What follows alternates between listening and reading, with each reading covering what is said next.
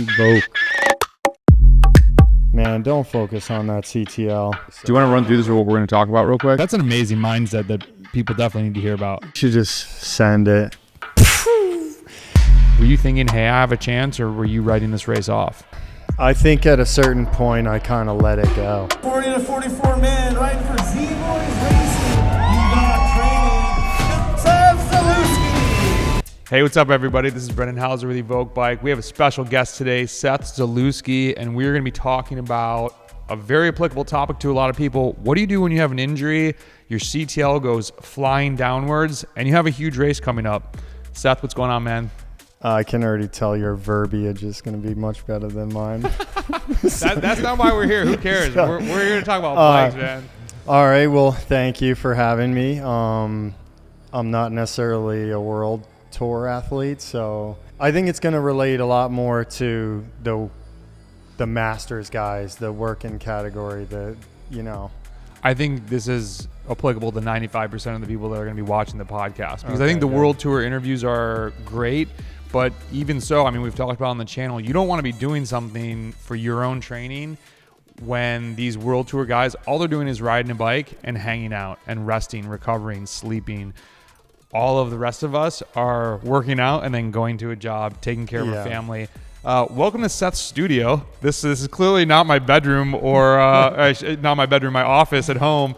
So, but yeah, man, let's get into this. I want to talk, the biggest message is life gets in the way. Don't freak out. How did we come back to training and do it the right way? Even though fitness, CTL, it's going to be lower. That is not the end all be all. And walk us through real quickly what happened. The race was on June 14th, 2024, Masters Marathon Nats. And Seth is about 100 CTL guy. When we went into the race, though, it was down into the low 70s. And so April, I believe, is when things kind of started to slide. Can you just walk through what happened real quickly?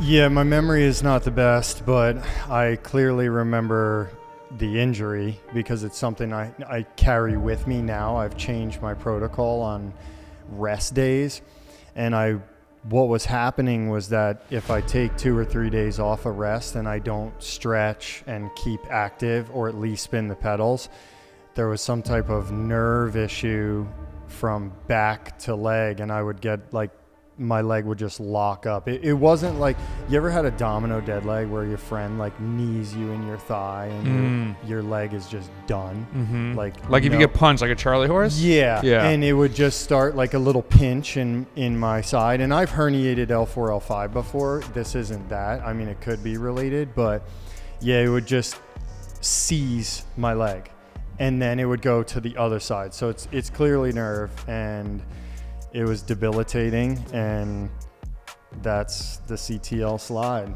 And CTL slide. Yeah. And then you also had work was blowing up. I mean, you were building this studio. Yeah, What else was going on? Just it seemed like it was injury and life from my perspective as a coach. I think one of the biggest things in my life is that everything I do is 100% or 110%. So it's extremely difficult to carry that across every aspect. So what I mean by that is I can get mental catastrophe going based upon lack of being able to have it at where I want it. So this was bigger than just, your CTL slid. I have nightmares oh, my CTL was at 40, you know what I mean? I literally have terrible dreams about waking up to a 40 CTL. It's don't open Training Peaks if it's that low. Just kidding. Yeah, just go home. Just stop. Well, no. So I just want to create a timeline for these people, and I actually went back, and this is a huge reason, everybody, to always put your comments in Training Peaks, because I could go back and look and understand the situation. In end of April, Seth started commenting, "Hey, my legs aren't feeling good. I'm having this injury come back." April 27th, dude, I barely made it home. I'm not sure what's going on. This is not good. Nats is not that far away. And then you had a comment, I don't know if you remember some of these. I'm in a really bad place trying to focus on everything positive that's going on in my life except for my fitness. Fitness is fading. I'm putting all this work into my job. I'm going to go to hot yoga instead and see if I can just free my mind. This pinched nerve is not allowing the muscles to function properly. Damn. And then May, it was the point of time where I think together as we talked on, we do Zooms and just even through the comments and texts, starting to plant some seeds of, okay, you know what, man, this is where you're at. And even if the CTL is sliding, what can we do to recover this? We need you to get back in a flow where there's not the injury, and we're going to hit some race intensity. You might not feel the same as 2 months ago when we were really like churning along, but let's get you familiar with those feelings, and you're just going to have to show up and run what you brung. And do you remember the one thing that I know people are always looking for, a strategic advantage that we talked about before the race for you on race day? Do you remember what that was? The heat. Oh, well, yeah. I mean, oh man, so that's a huge topic in itself, but we get just straight nuclear it down here. It happened to me on Saturday where, you know, you're on a 4-hour ride, you mess up your nutrition the tiniest bit, and all of a sudden your heart rate is matching your power. Every breath feels like you're just Dying. Not even that, just like, but I want to get into that a little later because I actually want people to like hear specifically what I tell myself in my brain at that moment. Let's go. But to get there, we have to go back. Okay, because I didn't just wake up and be like mental fortitude. You know what I mean? I didn't wake up and just be like, I'm going to only think positive thoughts, because it's so much easier to open the doubt door.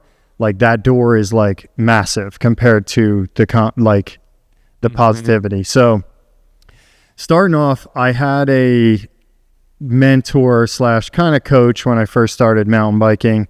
Shout out, you know, Rudy, Real Deal Bikes, great guy. Shout out Rudy. Without the history, there's not the trophies. So that's a fact. He basically told me one of the most important things. I'm talking, I had never been on a road bike. Like I clipped in and like hairy legs, like this whole thing, full mountain man. Let's get more mountain bikers on the road. Like, whoa, this thing is like really skin to toe. Oh my God, you know, like kind of nervous.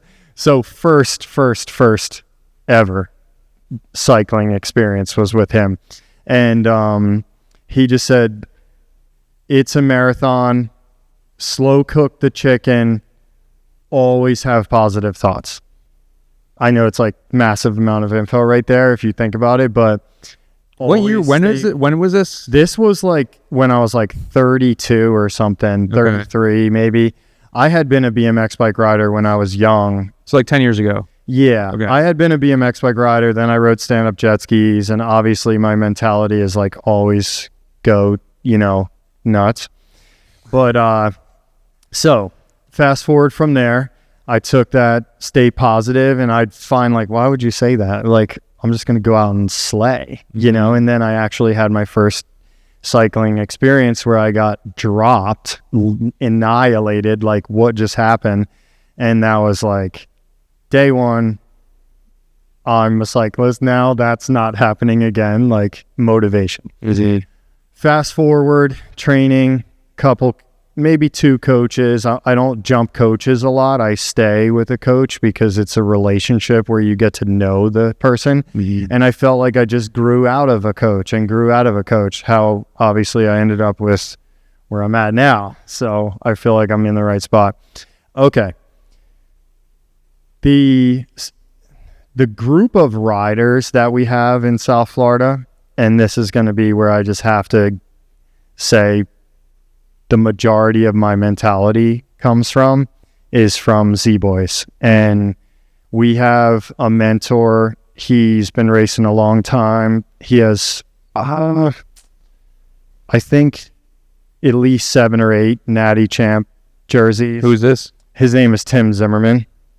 And my original coach or mentor was like, you know, those Tim Zimmerman, you know, with the stars and bars. And I'm like, what's stars and bars? And he's like, oh, national champion.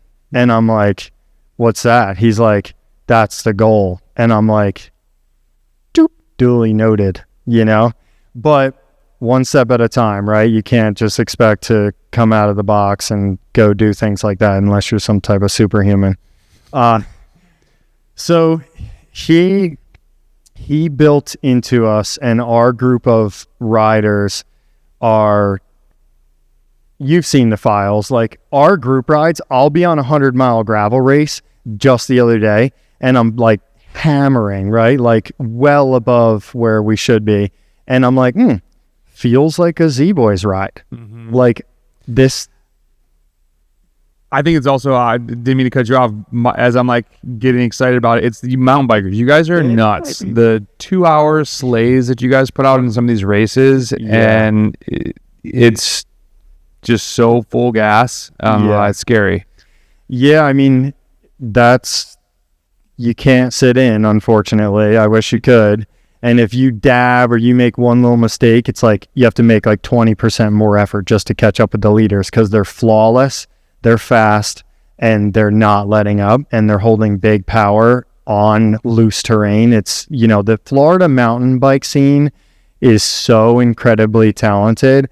And people always say, oh, there's mountain bikers in Florida. Well, if you're in Masters category, there's mountain bikers in Florida, because when you line up on the elite lineup at the Florida State Championship, there's 7 national champions, maybe 8, and the majority of them are Z-Boys. So when you go on a group ride with a leader whose mentality is never lift ever, you put yourself in that hurt place, you put yourself in that locker, and you close the door and you shut your mind off. And if you come out alive, good, but don't expect to.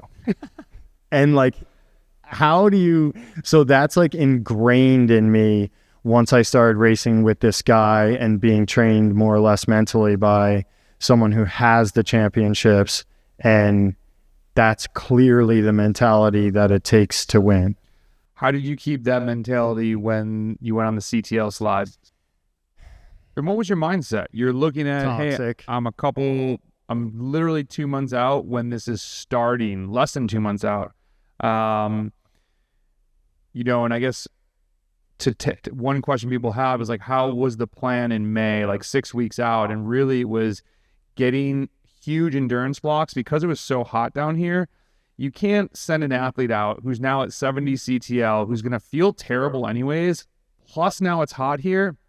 If I'm like, okay, let's just ramp it up to intensity, go do these VO2 max intervals, you're going to do 2, explode, and think, okay, what am I even doing? I'm not even going to be able to go hard on race day. We had a huge endurance block just to get the legs going again.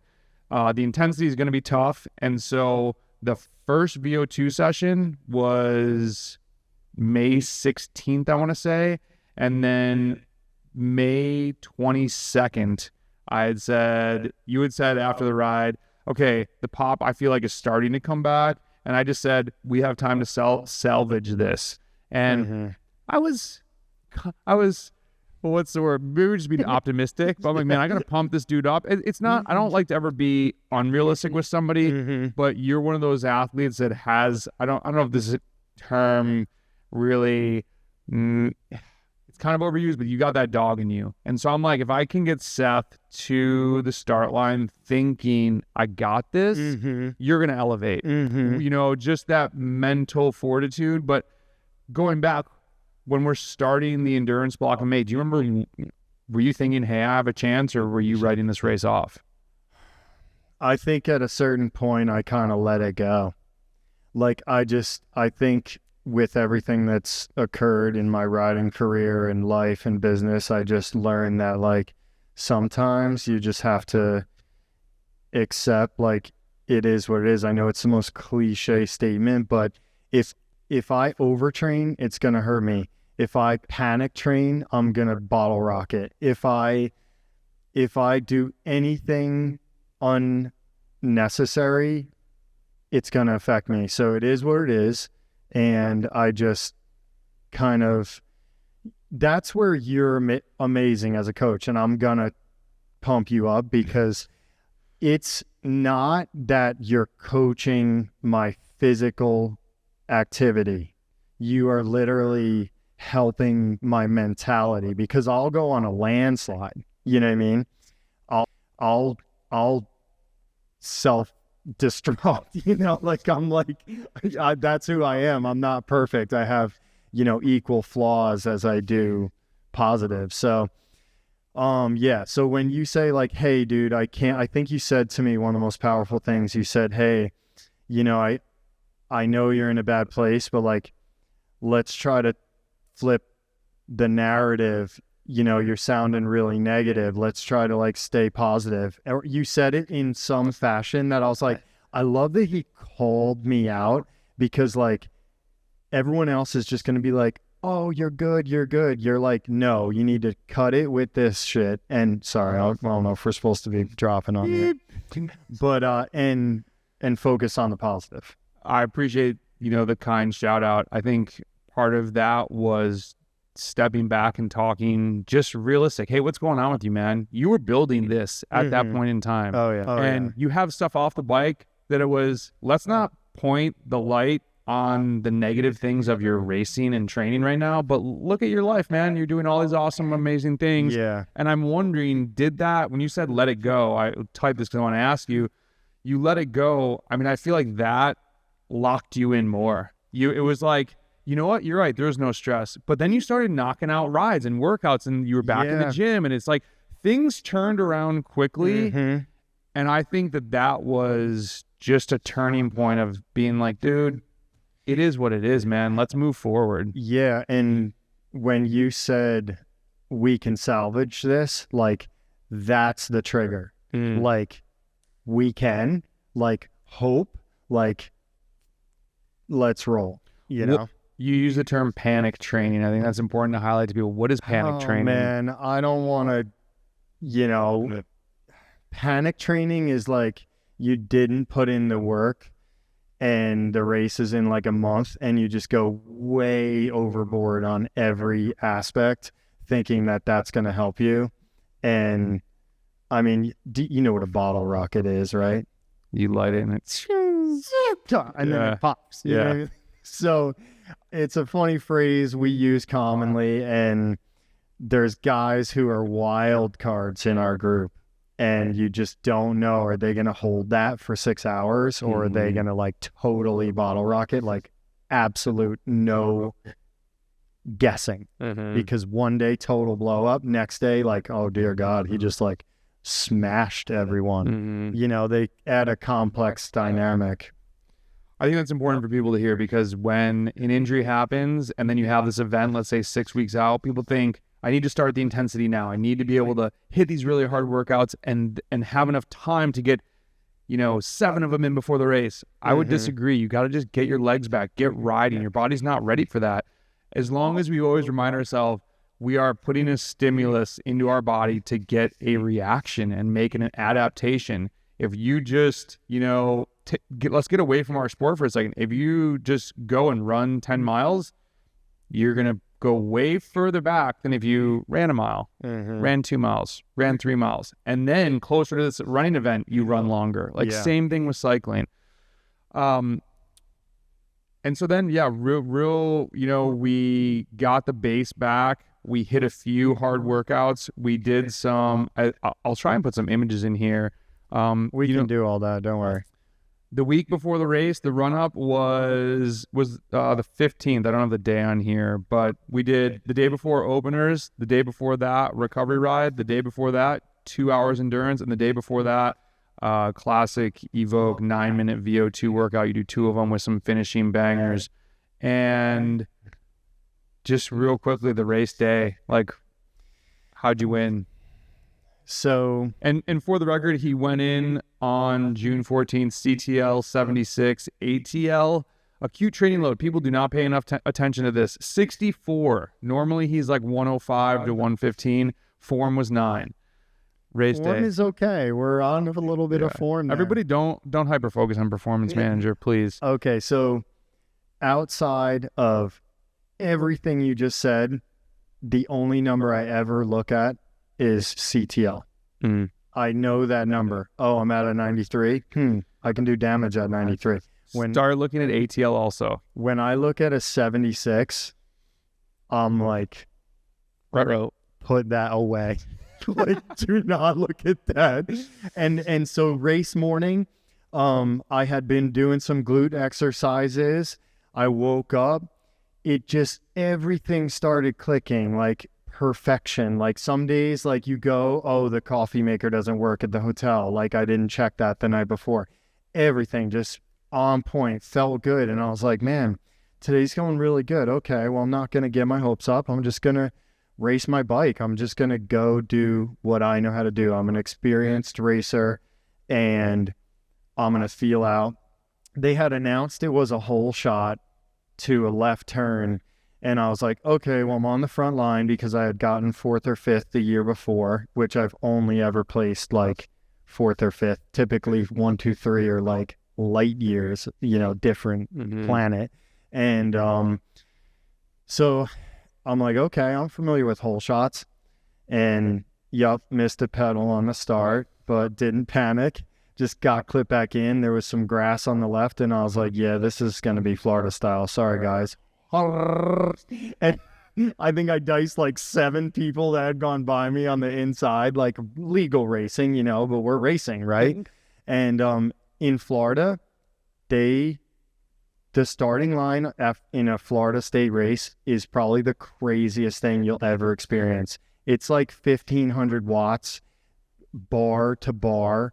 Who can get a millimeter tire, and a lot of guys don't even respect a tire. They're just going to dice you into the woods, and there's usually like chaos. What does that mean for us roadies, dice you into the woods? It just means like we're moto, like you hold it pinned until absolutely necessary breaks. Yeah. And it then is full breaks if you're not in first, second, or third, because the first, second, and third, you're not going to win the race on the start, but you are definitely going to lose it. If you don't get in the woods top 5, 7, you have a lot of work to do. A lot. So back to racing day. Ended up somehow I was in 3rd or 4th, and then the climb started. And I was like, okay. And I kind of worked my way around somebody, and then I was in 2nd, and I was like, okay, amazing. Like, this is like absolutely dream come true position for like 12 minutes into the race maybe. And I just kind of followed his lead. He was the previous Natty champ. And I was like, don't do anything dumb. Like, don't go off the front like I'm He-Man, because we are not He-Man right now. You know what I mean? And rode good. I think I took the lead in the twisty turny section for a little bit. By the time we got to the top of the climb though, I think it was me and him, and I was like, okay, like this is happening right now, stay focused, right? One wrong move on a mountain bike, you're done completely. I got the bones to prove it. So broken bones, that is. However, twisty turny took the lead, made a mistake, he passed me, sat his wheel. Going into the 2nd lap, he launched this monster attack going up this hill. It was like 40 seconds or something. And I just remember being like, if this is any indicator of how the rest of this race is going to go, we are definitely, this is not good. You know what I mean? Like, we're not winning today. Yeah. Like, okay. So, but stay positive, right? Yeah. I said it could be a false alarm, right? And I got into the woods. And I'm like, yo, is he slowing down a little bit? We're resting. I was like, no way. And like, this is like where experience comes in, right? And so I'm like, okay. And then we start the climb again.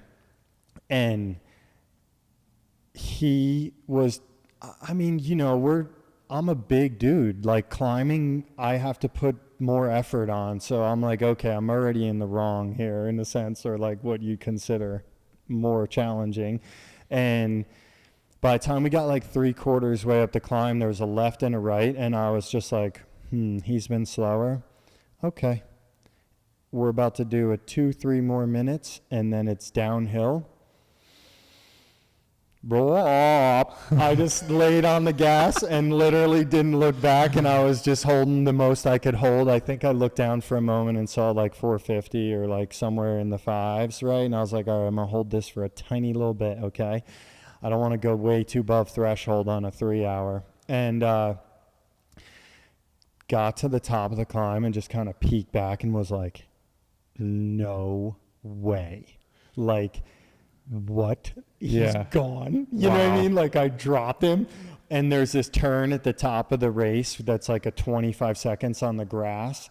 And when I was going in the woods, he was just coming out. And like, that gave me the biggest thing, like, yo, out of sight, out of mind.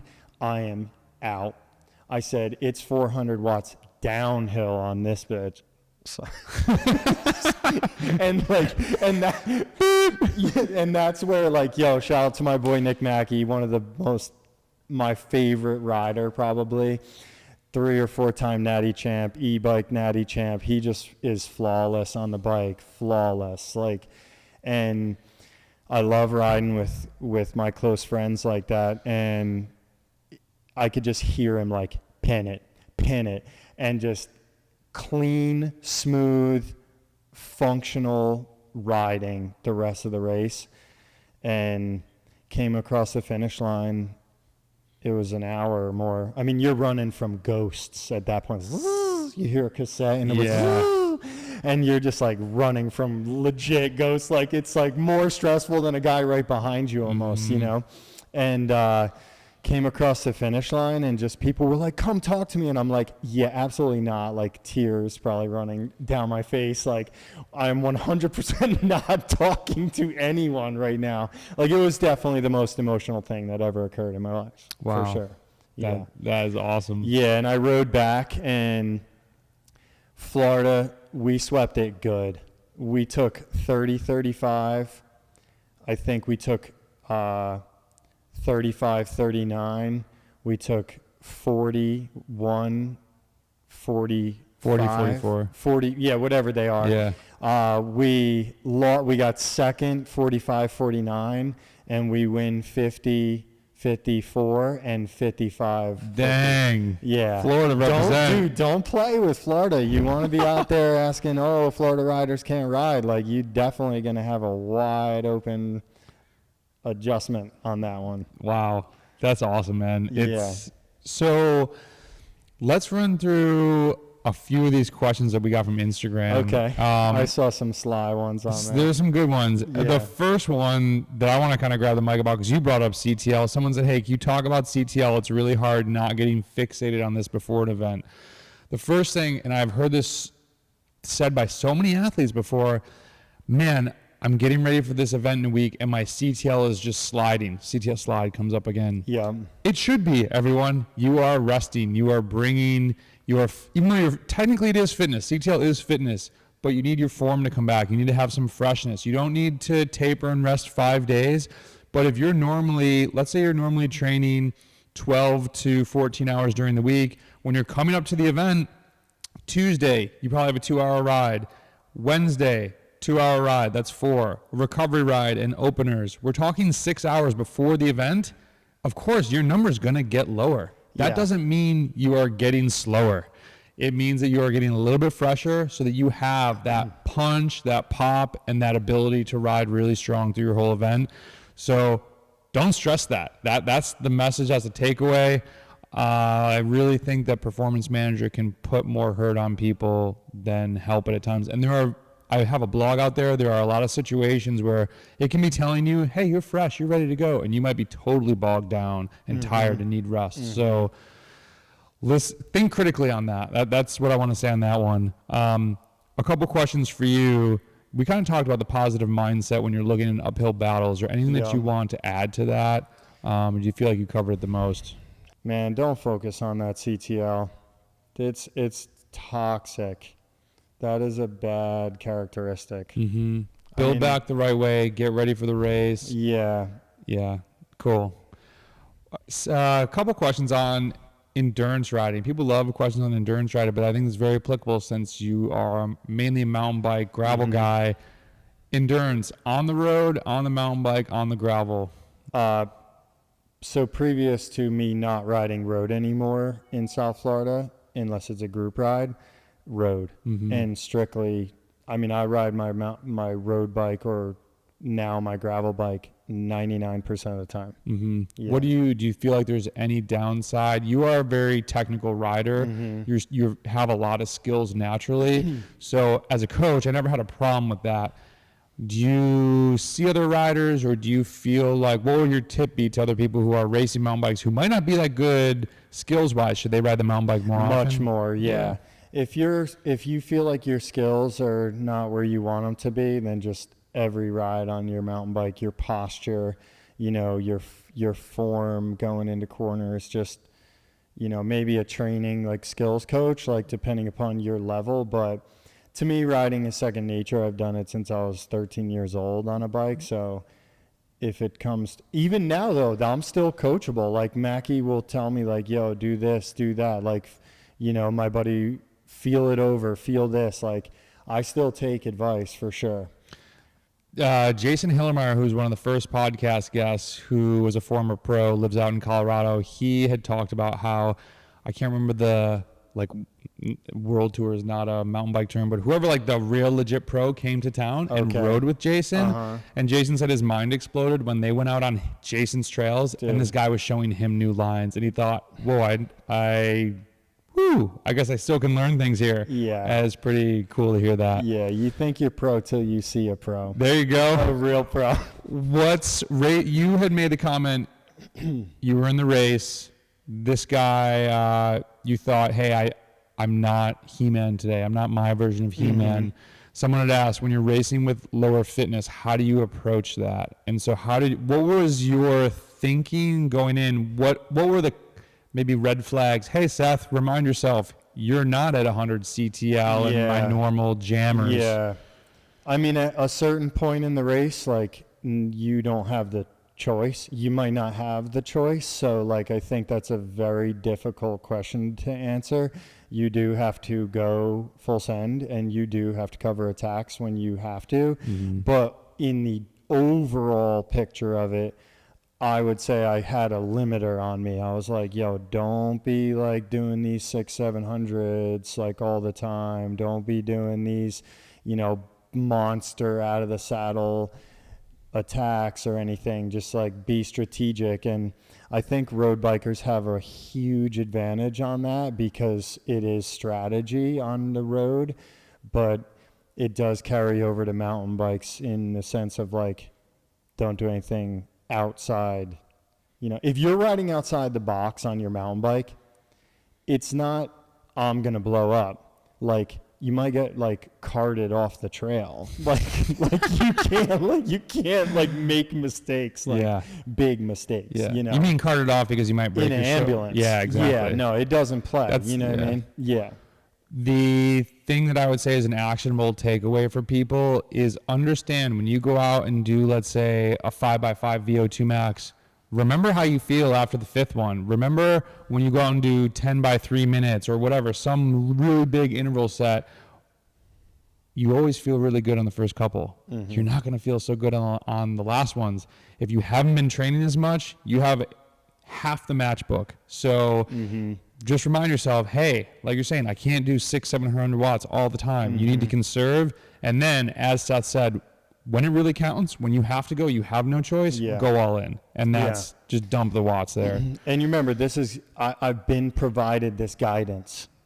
Tim, don't burn matches you shouldn't be burning. Like, always, don't burn matches. Okay, go ahead, burn those matches. Like, you know how many times I've been left on the levee?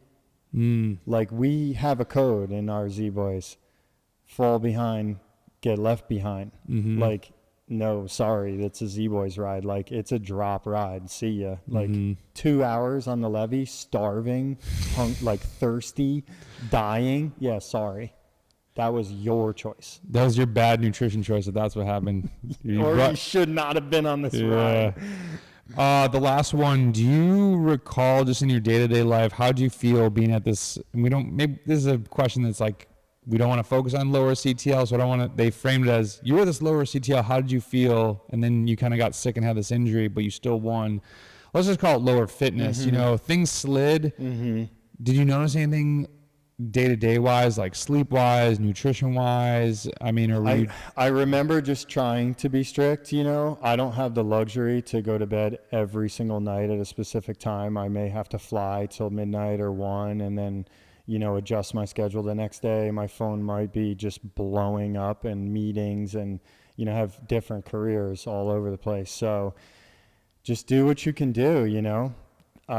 I hate to be so simple about it, but don't stress it. You know, take a step back, one step at a time. It is what it is. Like, let's just put the vaguest description out there. It is what it is. I think that, even though you say you don't want to make it too simple, that is so key in so much of training. There's so many metrics now. There's so many people. Keep it simple. Follow your plan. Don't freak out and don't panic. And side note, so I am a simple guy. I'm not like, in my video industry, they call them pixel peepers, guys who like look too deep into things without like the vision of like creativity. And so I'll relate it to cycling. My bike, like, oh, let me put the stands and the tires like the night before. Okay, we're good. Oh, shifter's working. Okay, good. Like kit, like I'll find it in the morning. Like I don't know about that. I'm not like this, like, I don't have time to over prepare and I don't have time to dig into my data. I literally wake up in the morning and look at, oh, what do I have today? Because if I go to bed and I look at like, oh, I have VO2 efforts in the morning, I'm not going to sleep. I'm going to be thinking about that. I'm going to be like amped up. Like I literally look at my rides in the morning and I'm like, okay. But nutrition should track to that. So I'm gonna say we found some things we need to work on as a coach-athlete relationship. There's a lot of flaws. I told you I'm not perfect by any means. No athlete is. No. Seth, thanks for doing this, man. This is great to peel the curtain back and get a view on things don't always go perfectly. No, Many times they don't. And how do you salvage it? Any final words for the people? Yes, dude. Full gas with the mindset of I can do this, period. You can do this. You have to vision it. You have to truly believe in the bottom of your heart that this is your day. Oh, this is a huge topic that I wanted to mention, and I think people might take something from this. I go to a lot of races. Mm-hmm. I do not go to every race the mindset I'm going to win. I go to only very specific races with the mindset I am going to win today. Because if I went to every single race with the mindset I'm going to win, that amount of loss would affect me. Oh, wow. Because you are not going to win every single time. And I try to just make the stars align on the big ones or on ones I really like and I have strong points on. But I go to most races with, this is going to be a dope, fun ride.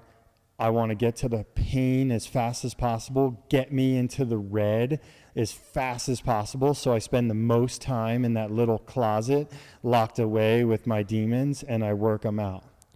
What do you gain then from the races when you go in with that attitude, hey, this is just another group I'm going to go bang on, and you then win? You're like, oh man, maybe I need to not get so freaked out before big races, or what's the positive takeaway from that? Because that's an amazing mindset that people definitely need to hear about. Yeah, I mean, let's be honest, there's not that many races that I actually come out on top. I do win, you know what I mean? But it's cycling. You're not going to win that much. If you're winning all the time, you are not racing the right category and the right people, because you should be getting your ass handed to you. You should be getting literally like smacked around by people like, oh my God, because that's character building and it's how you learn to get better and stronger and where you could make changes. If you're just out there smoking people, like what, you know? Okay. So, you know that, have you heard the rule of thirds, which No. I think is applicable to cycling, but like life, you know, you spend a third of your time with your peers. You're equal. You don't always win, but you're like knocking with your boys. You spend a third of the time reaching down, helping to bring people up to that level. You're going to the local group ride and be like, hey man, you need any tips? Can I help you out with something? And then you spend a third of the time getting your teeth kicked in, going and racing the big boys. And I think it's a great analogy of just spread it all out. Yeah. No, I mean, so the races that I go to and I have that mentality and then I win, that's a great day. It's, but I know that the next time it might not be like that.